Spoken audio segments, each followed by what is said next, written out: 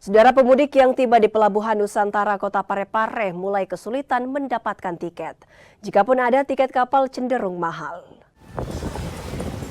Gelombang pemudik dari Kalimantan dan Malaysia terus berdatangan di Pelabuhan Nusantara Kota Parepare, Sulawesi Selatan.